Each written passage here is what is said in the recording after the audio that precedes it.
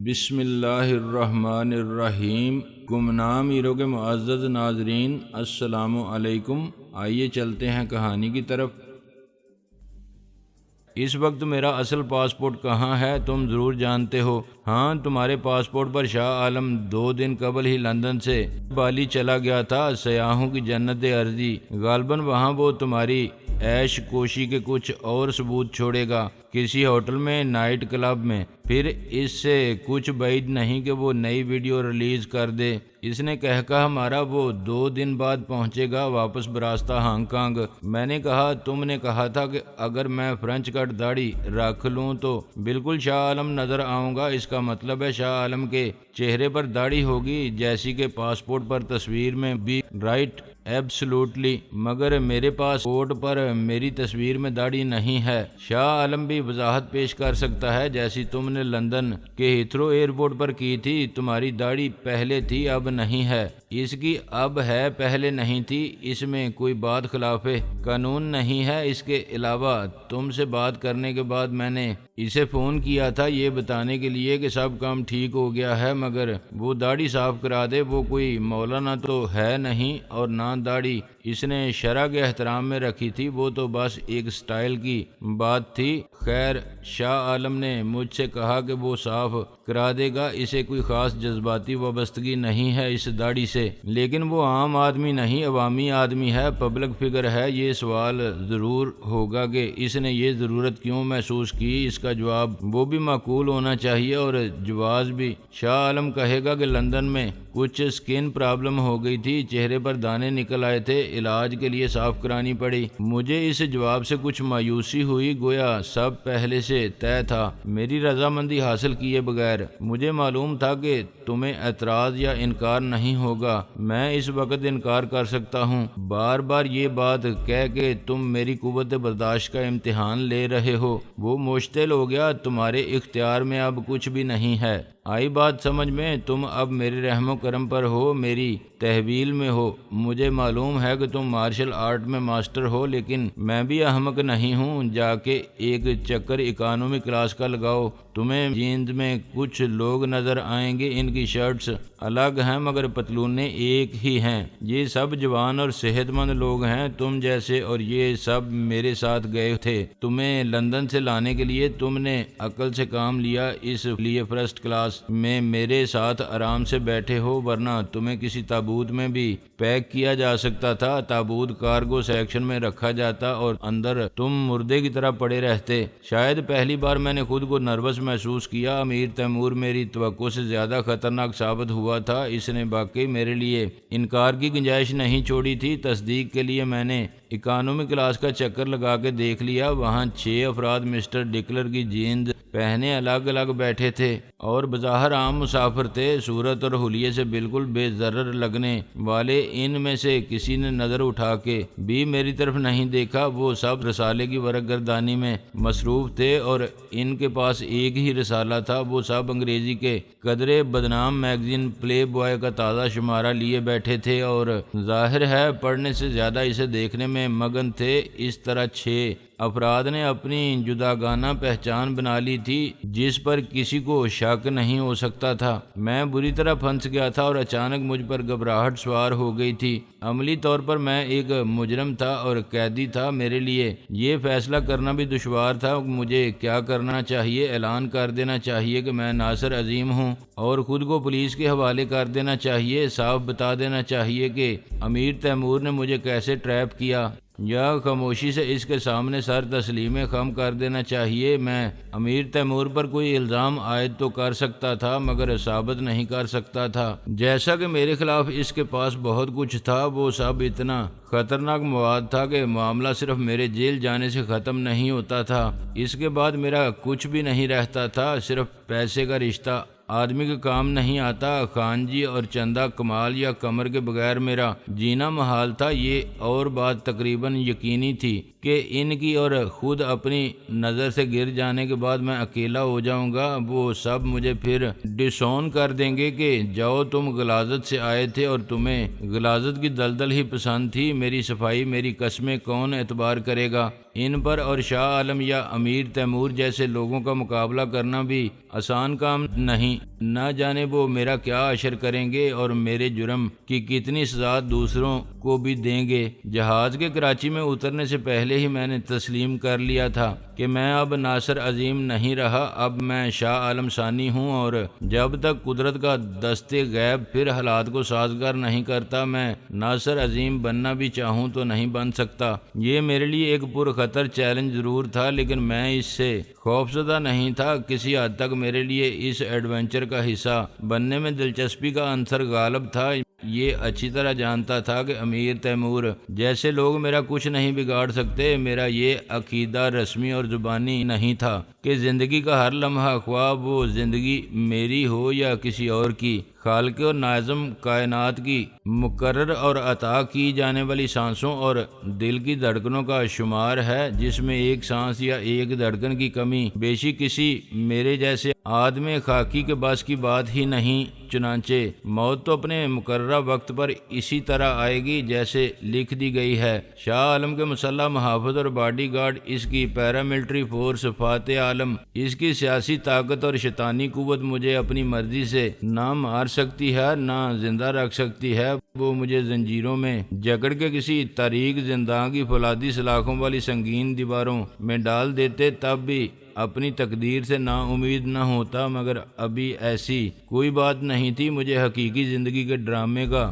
ایک ایسا role offer ہوا تھا جو مجھ سے پہلے کسی نے بھی نہیں کیا تھا۔ اس میں تھوڑی سی ہمت اور صلاحیت درکار تھی۔ شاہ عالم مجھے ایک حفاظتی شیلڈ کے طور پر استعمال کرنے کا خواہش مند تھا۔ امیر تیمور مجھے ایک خطرناک سازش کے ذریعے اصل شاہ عالم کی جگہ دلانے کا خواہش مند تھا، اور کیا میں واقعی وزیر اعظم بننے کا خواہش مند تھا؟ میں اب وہ بچہ نہیں رہا تھا جس نے کہا تھا کہ میں وزیر اعظم بنوں گا بڑا ہو کے، لیکن اچانک میرے سامنے ایک ایسی صورتحال آ گئی تھی جس میں ایک بچے کی آرزو کے حقیقت میں ڈال جانے کے مواقع اور امکانات پیدا ہو گئے تھے۔ یہ الادین کی کہانی تھی جس میں ایک عیار جادوگر نے ایک نادان بچے کو غار کا راستہ دکھا دیا تھا کہ اس میں اتر جاؤ اور وہ جادوئی چراغ حاصل کر لو جو تمہاری ہر خواہش پوری کر سکتا ہے۔ آج جادوگر امیر تیمور تھا، میں الادین اور جادوئی چراغ تھا، اقتدار اعلیٰ، لیکن میں کوئی نادان بچہ نہیں تھا کہ چراغ نہ ملے تو جادوگر مجھے تاریک غار میں بے یار و مددگار مرنے کے لیے چھوڑ جائے۔ آخر آدمی تاریخ سے ہی سبق سیکھتا ہے۔ مجھے جادوگر کی عیاری کا بھرپور اندازہ تھا اور یہ یقین تھا کہ وہ مجھ پر واپسی کے راستے بند نہیں کر سکتا۔ دیکھنا صرف یہ تھا کہ کیا میں اس خطرناک غار میں اتر کے وہ جادو کا چراغ حاصل کر سکتا ہوں اور پھر بحفاظت باہر آ سکتا ہوں۔ ایک بار وہ چراغ میرے ہاتھ لگ جائے، پھر میں اپنے غلام جن سے کہوں گا کہ سب سے پہلے تو اس خبیث جادوگر کو پہنچا دو مریخ پر جہاں سے یہ کبھی واپس نہ آ سکے، اور ڈیئر جن، اگر تم امریکی خلائی شٹل یا راکٹ کی طرح پرواز کر کے زمین کی کشش کے دائرے سے نہیں نکل سکتے تو پھر اسے مادھوری ڈکشٹ بنا کے ممبئی پہنچا دو۔ یہاں 2 شاہ عالم ہوں گے تو وہاں 2 مادھوری ڈکشٹ خوب گزرے گی، جو مل بیٹھیں گے دیوانے دو، سارا زمانہ دیوانہ ہو جائے گا۔ جتنا میں نے اس بارے میں سوچا اتنا ہی مجھے امیر تیمور کی پیشکش کو قبول کرنے کا خیال دلچسپ لگا۔ بس مجھے اپنے دفاع کی طرف سے غافل نہیں ہونا چاہیے۔ آج تک میں نے جو کچھ کیا اور میں نے کیا نہیں، یہ اس سے بالکل مختلف کام بھی تھا، زیادہ حوصلہ آزما بھی اور زیادہ پرکشش بھی۔ نقصان کا تو احتمال تو زندگی کے ہر فیصلے کے ساتھ ہے، نقصان کاروبار میں بھی ہو سکتا ہے، نقصان جوا کھیل کے ہار جانے میں بھی ہے۔ وقت بہت کم رہ گیا تھا، چنانچہ میں نے اپنے بے ربط خیالات کو منظم کیا اور اپنے ذہن میں ایک سوال نامہ مرتب کیا جن کا جواب مجھے ہاں یا نہیں میں دینا تھا۔ کیا میں شاہ عالم کا رول کرنے کی ہمت، صلاحیت اور شوق رکھتا ہوں؟ کیا اس طرح میں خود کو اور اپنے لواحقین کو امیر تیمور یا شاہ عالم کی سازش یا انتقامی عتاب کا شکار ہونے سے بچا سکتا ہوں؟ کیا میں یہ خطرناک کھیل شروع کرنے کے بعد فطرت سے نبردآزما ہونے کا حوصلہ رکھتا ہوں؟ کیا یہ ہو سکتا ہے کہ 1 سال بعد مجھے اصل شاہ عالم اور بالآخر ایک اہم ترین سیاسی شخصیت مثلاً وزیر اعظم بننے کا موقع مل جائے؟ کیا 1 سال تک ناصر عظیم اور شاہ عالم کا ڈبل رول کرنے کے لیے مجھے خان جی، چندہ، کمال اور قمر کو اعتماد میں لینا چاہیے۔ کامیابی یا ناکامی دونوں صورتوں میں 1 سال تک یا اس کے بعد بھی میرے رشتوں کی نوعیت وہی رہے گی جو آج ہے، خواہ میرا نام پھر ناصر عظیم ہو جائے یا شاہ عالم رہے۔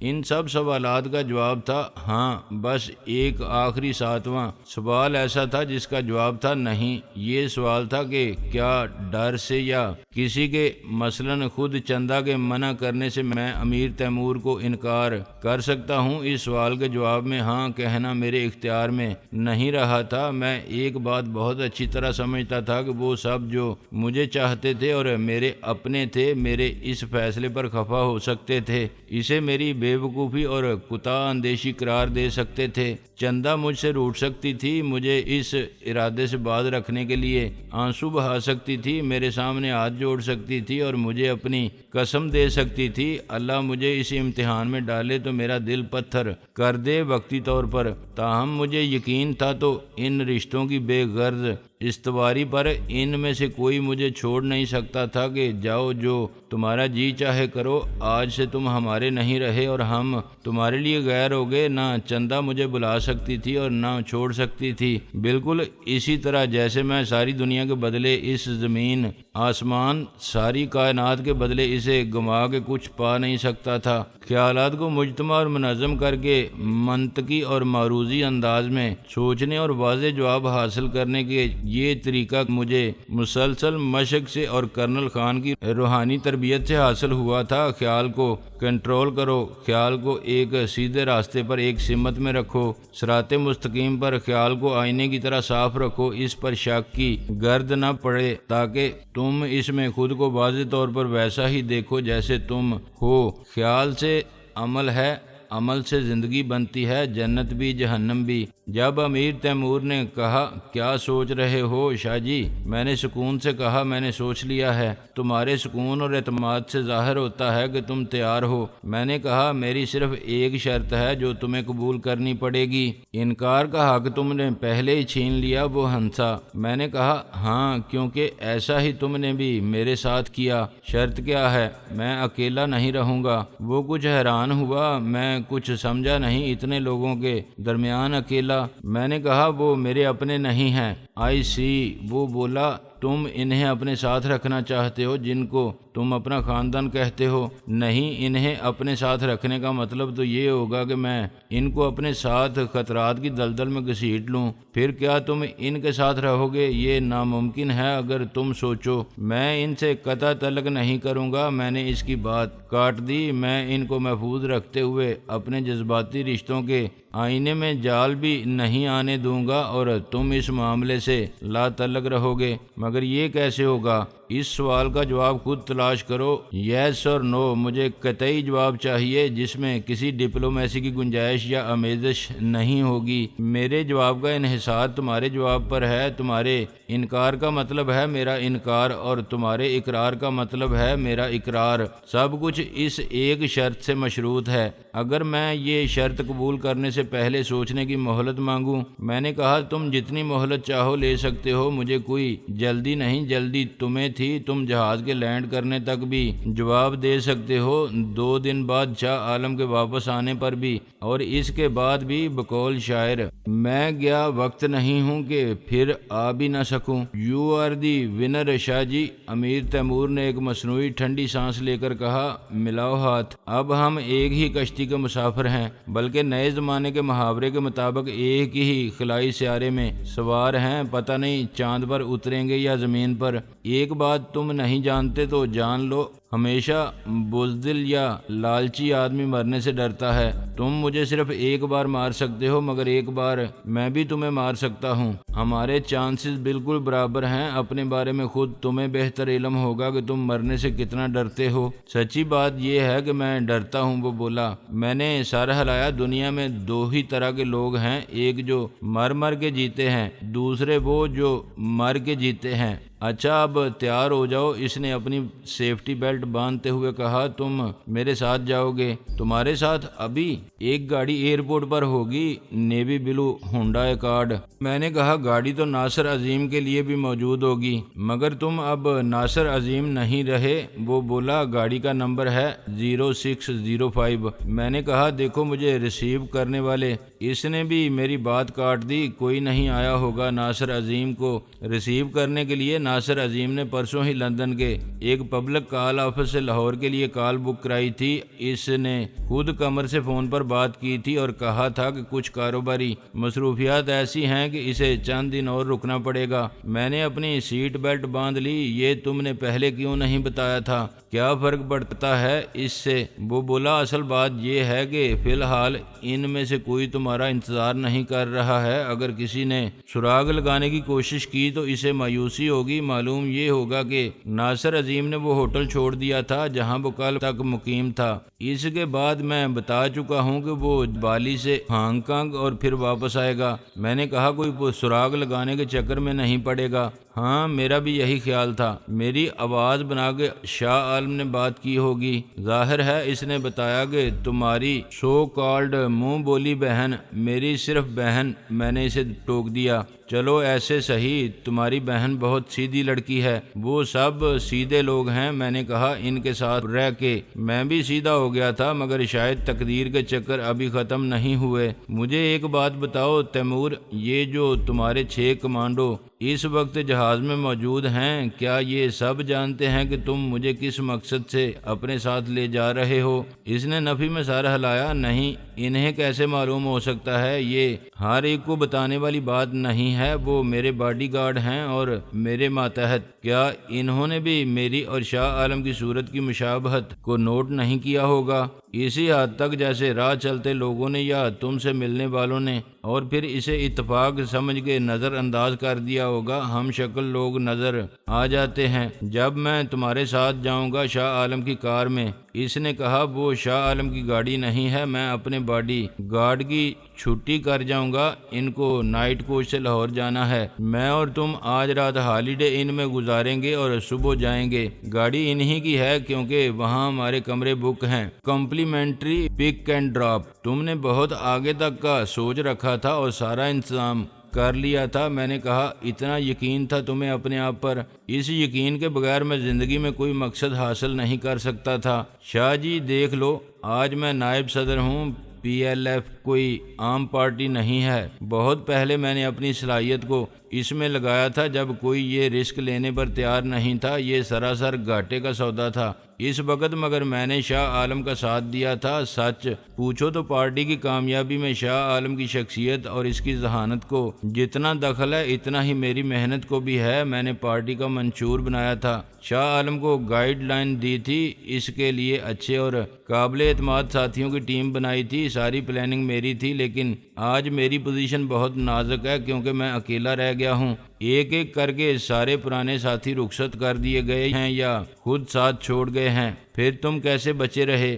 اس نے ایک آہ بھری۔ میں پل صراط پر چل رہا ہوں، میں اس لیے بچا ہوا ہوں کہ میں نے خود کو بچانے کے لیے وہ سب کیا جو مجھے نہیں کرنا چاہیے تھا، مگر اس کے سوا چارہ نہ تھا۔ میں شاہ عالم کا خوش آمدی اور چمچہ بن گیا، اس کی ہاں میں ہاں ملانے لگا، مکمل یس مین۔ میں نے سچ بولنا چھوڑ دیا اور ضمیر کی آواز سننی چھوڑ دی۔ شاہ عالم دن کو رات کہے تو میں بھی کہتا ہوں رات۔ اس کی فطرت کی ہر کمزوری اور شہ زوری کو مجھ سے بہتر کون جانتا ہے؟ کس وقت وہ کیا سننا چاہتا ہے اور کیا کرنا چاہتا ہے، اسے کیا پسند ہوگا اور کیا ناپسند۔ نئے آنے والے تو میرے سامنے طفل مکتب ہیں اور اسی لیے شاہ عالم مجھ سے خوش ہے، مجھے اپنا حقیقی دوست اور خاص آدمی سمجھتا ہے، سب سے زیادہ مجھ پر بھروسہ کرتا ہے۔ پھر تم ڈرتے کیوں ہو جب تمہاری پوزیشن اتنی مضبوط ہے؟ تو پل صراط پر کیوں محسوس کرتے ہو خود کو؟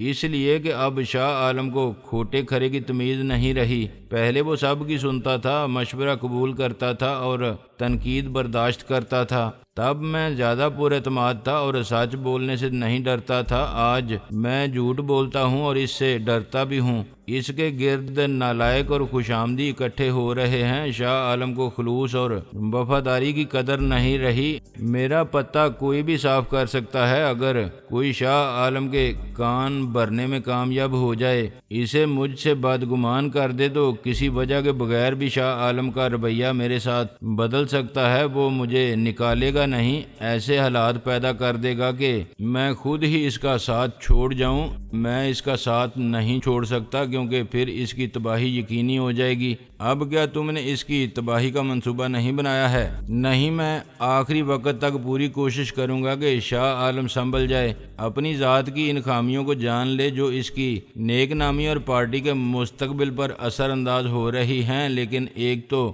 اس کام کے لیے وقت نہیں ہے، دوسرے شاہ عالم کو بدلنا شاید ممکن نہیں رہا۔ اس کوشش میں مجھے ناقابل تلافی نقصان ہو سکتا ہے۔ میری بات کو اچھی طرح سمجھ لو، یہ ٹھیک ہے کہ میں نے تمہیں بلیک میل کر کے شاہ عالم بننے پر مجبور کیا، لیکن میں ایسا نہ کرتا تو کیا کرتا؟ مجھے تمہارے تعاون کی سخت ضرورت تھی۔ تم وہی شاہ عالم بن سکتے ہو جو وہ کبھی تھا، جیسا اسے ہونا چاہیے۔ میں نے تم پر بڑی ریسرچ کی، یہ میری اور مجھ سے زیادہ اس قوم کی خوش قسمتی تھی کہ تم میرے سامنے آ گئے۔ شاہ عالم ایک کامیاب سیاستدان کے روپ میں ابھرا ہے، مگر اس کے ساتھ ہی شاہ عالم کی ذات میں وہ ساری خرابیاں نمودار ہو گئی ہیں جن کی وجہ سے اس ملک کے لیڈر اور سیاستدان بدنام ہیں۔